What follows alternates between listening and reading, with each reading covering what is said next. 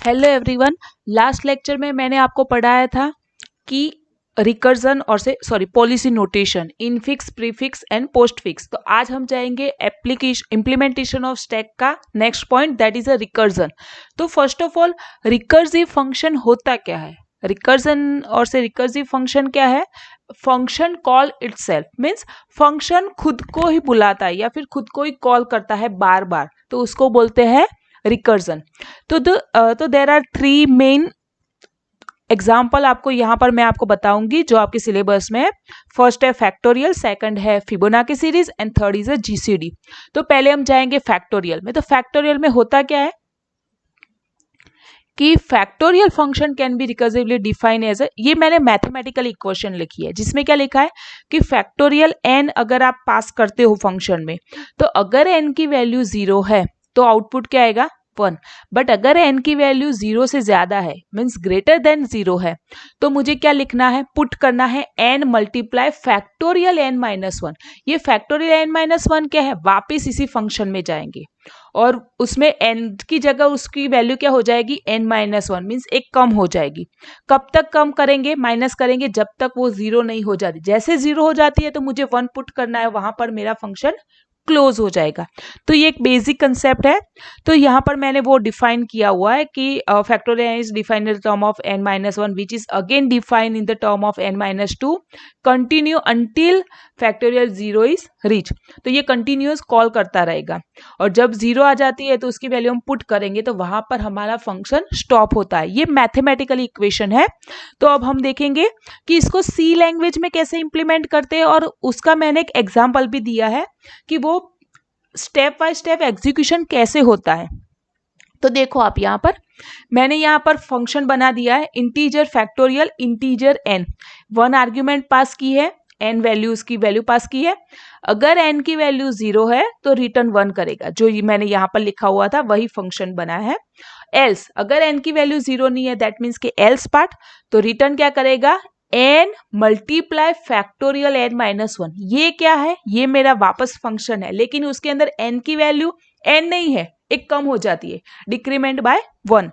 तो ये function call करता रहेगा बार बार बार बार। कब तक? जब तक n की वैल्यू 0 नहीं हो जाती तब तक। ये सी का इम्प्लीमेंटेशन है। मैंने सिर्फ फंक्शन यहाँ पर डिफाइन किया हुआ है, आपको पूरा मेन लिखना है और मेन के अंदर मुझे ये फंक्शन कॉल करना रहता है। ठीक है, तो यहाँ पर मैं एक एग्जाम्पल के थ्रू आपको बता रही हूँ कि अगर मैं फैक्टोरियल 4 पास करती हूँ इस सी लैंग्वेज में तो होता क्या है बेसिकली। तो क्या होगा कि 4 multiply factorial 4 minus 1, means n की वैल्यू मैंने 4 डाली है तो यहाँ पर 4 multiply factorial n minus 1 means 4 minus 1, तो वैल्यू क्या हो जाएगी? 3।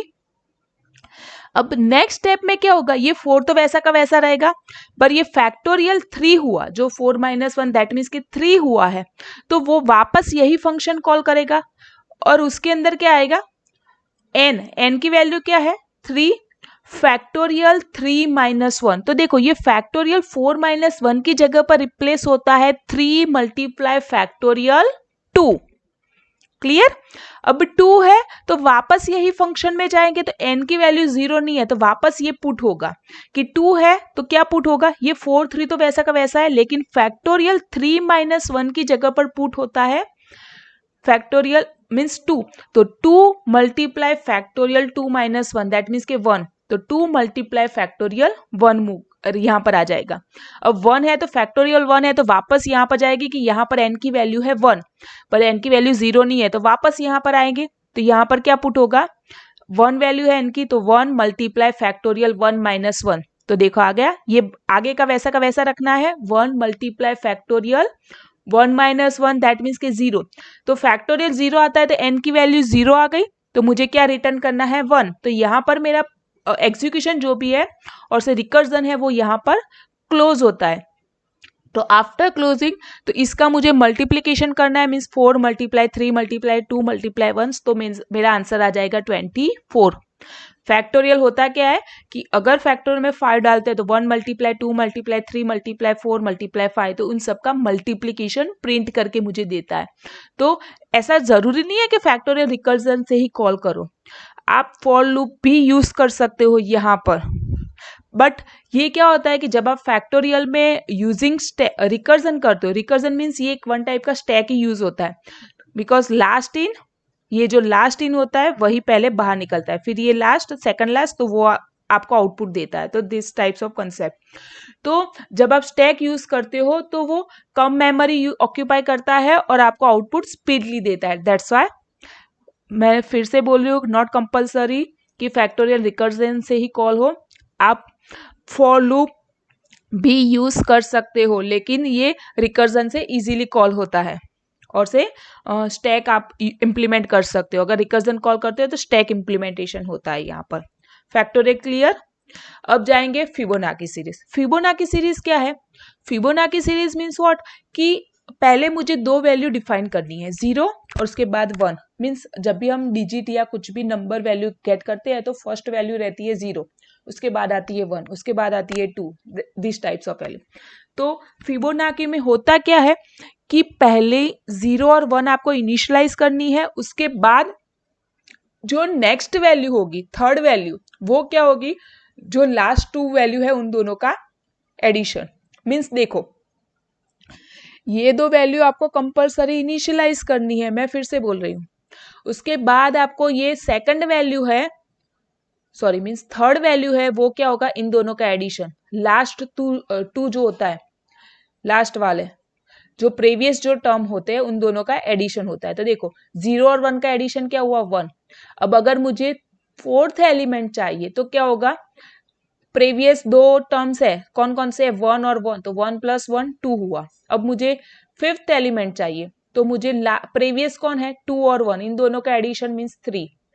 अब ये चाहिए तो 3 + 2 5, फिर ये चाहिए तो 5 + 3 8। अगर नेक्स्ट कौन सा आएगा, 8 + 5, दैट मीन्स के 13 आएगा नेक्स्ट डिजिट। तो वैसे करके मुझे n तक। तो ये फिबोनाची सीरीज है। तो प्रोग्राम हमारा क्या है कि यूजिंग रिकर्जन हमें करना क्या है कि हमें कोई भी टर्म चाहिए, सपोज फोर्थ लोकेशन पे क्या वैल्यू है, 2, तो वो 2 कैसे आती है, फिफ्थ लोकेशन पे 3 वैल्यू कैसे आती है, सिक्स लोकेशन पे 5 वैल्यू कैसे आती है, तो उसके लिए रिकर्जन फंक्शन कॉल होता है। कोई भी एक लोकेशन के लिए आपको कोई वैल्यू चाहिए तो उसके लिए यूज होता है फिबोनाची सीरीज और यूजिंग रिकर्जन, सॉरी। तो यहाँ पर मैंने कुछ एक्सप्लेन किया हुआ है कि नेक्स्ट टर्म कैसे फाइंड होगा, प्रीवियस दो टर्म का addition, that is my next term, और से next whatever your element. तो मैंने पहले ही बोला कि आपको दो कंपल्सरी एलिमेंट डिफाइन करने हैं, कौन से, फर्स्ट F0 और F1, 0 और 1 तो इनिशियलाइज करने ही है फिबोनाची में। तो F2 मीन्स सेकंड, जो पहला 0 है फिर 1 है, तो अब जो थर्ड एलिमेंट क्या आता है, इन दोनों का एडिशन। फिर फोर्थ एलिमेंट क्या आता है, इन दोनों का एडिशन। फिर फिफ्थ एलिमेंट क्या आता है, इन दोनों का लास्ट प्रीवियस दो का एडिशन। तो ऐसे ही कुछ चलता रहता है। तो मुझे कोई भी एक टर्म चाहिए, सपोज फिफ्थ टर्म चाहिए, F4, दैट मीन्स के फिफ्थ टर्म चाहिए, तो मुझे 2 और 3 का एडिशन करना है। तो 2 और 3 मीन्स इन दोनों का मुझे एडिशन करना रहता है। 2 + 1, दैट मीन्स के नेक्स्ट टर्म मेरा रहेगा 3। तो ये मैथमेटिकल इक्वेशन है कि फिबोनाची का कोई भी आपको वेरिएबल चाहिए तो आप कैसे करते हो कि अगर मुझे फिबोनाची में क्या, अगर n की वैल्यू 0 या 1 है तो आउटपुट मिलेगा 0।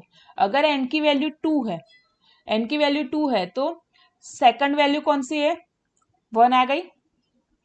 अगर n की वैल्यू 0 या 1 है, 0 मीन्स व्हाट कि कोई भी वैल्यू नहीं, अगर 1 है तो फर्स्ट वैल्यू कौन सी है, 0 है। n की वैल्यू 2 है तो सेकंड वैल्यू कौन सी है, 1 है।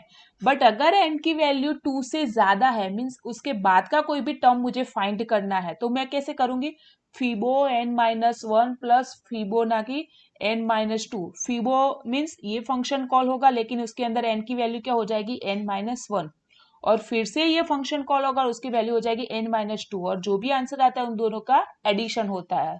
ऐसा करके आप कोई भी टर्म फाइंड कर सकते हो। कोई भी लोकेशन पे, सपोज फिफ्थ लोकेशन पे कौन सी वैल्यू है, 13 लोकेशन पे फिबोनाची की कौन सी वैल्यू आती है, वैसे आप गेट कर सकते हो। तो अब इसका हम इम्प्लीमेंटेशन देखेंगे और उसको मैं एक्सप्लेन करूंगी एक example through. Now that is a implementation. क्या है यहाँ पर, इंटीजर फिबोनाची, इंटीजर n, यहाँ पर मैंने फंक्शन डिफाइन किया और n की वैल्यू पास की। अगर n की वैल्यू 0 और 1 है, दोनों में से कोई है तो रिटर्न क्या करेगा, 0। बट अगर एन की वैल्यू एल्स इफ अगर एन की वैल्यू 2 है तो वो रिटर्न क्या करेगा 1, बट 0 भी नहीं है, 1 भी नहीं है, 2 भी नहीं है, तो मुझे क्या करना है फिबोनाकी मीन्स ये फंक्शन कॉल होगा, उसके अंदर n-1 प्लस फिबोनाकी n-2 ये वैल्यू पास होगी। मीन्स ये रिकर्जन करता है, मीन्स बार बार यही फंक्शन कॉल करता है। एग्जाम्पल में देखेंगे, अगर मुझे फोर्थ टर्म कौन सा है, देखो यहाँ पर फोर्थ टर्म कौन सा है 1 2 3 4, तो फोर्थ टर्म पे क्या आंसर आना चाहिए 2, तो वो कैसे आता है यहाँ पर मैं एक्सप्लेन कर रही हूँ। अगर 4 डाला है मैंने कि फोर्थ टर्म कौन सा आता है तो दैट इज 2 आता है, तो पर ये यूजिंग प्रोग्रामिंग में कैसे ऐसे एग्जीक्यूट होता है तो वो मैं आपको दिखाऊंगी। कि देखो यहाँ पर लिखा है फिबोनाकी 3 क्यों लिखा है, Fibonacci n-1 means 4-1 means 3 plus Fibonacci n-2 means 4-2 means 2 हुआ। क्लियर, 3 और 2 कैसे आया। अब क्या है, अब इसके बारे में सोचो पहले, फिबोनाकी 3 तो 3 मीन्स n की वैल्यू 0 भी नहीं है, 1 भी नहीं है, 2 है, 2 भी नहीं है, तो मुझे ये फंक्शन कॉल होगा। तो उसमें क्या आएगा फिबोनाकी 3-1 એટલે 2 आएगा प्लस फिबोनाकी 3-1 मीन्स 2 आया और 3-2 मीन्स 1 आएगा। और ये क्या है फिबोनाकी 2 है तो उसकी जगह पर क्या पुट होगा, n की वैल्यू 2 है तो पुट क्या होगा 1, तो यहाँ पर 1 पुट हो गया। क्लियर, देखो 3 की जगह पर ये दो टर्म पुट होते हैं और फिबोनाकी 2 की जगह पर ये 1 पुट होता है। नाउ और फिबोनाकी 2 तो 2 जो है तो अगर n की वैल्यू 2 है तो क्या पुट होगा 1, n की वैल्यू 1 है तो क्या पुट होगा 0 और ये 1 तो है तो इन तीनों का एडिशन होगा तो क्या होगा 2, आ गया 2 आंसर। सेम फॉर आप किसी और एग्जाम्पल के थ्रू भी आप उसको चेक कर सकते हो। ये मैं आपको बताऊंगी नेक्स्ट लेक्चर में। Thank you.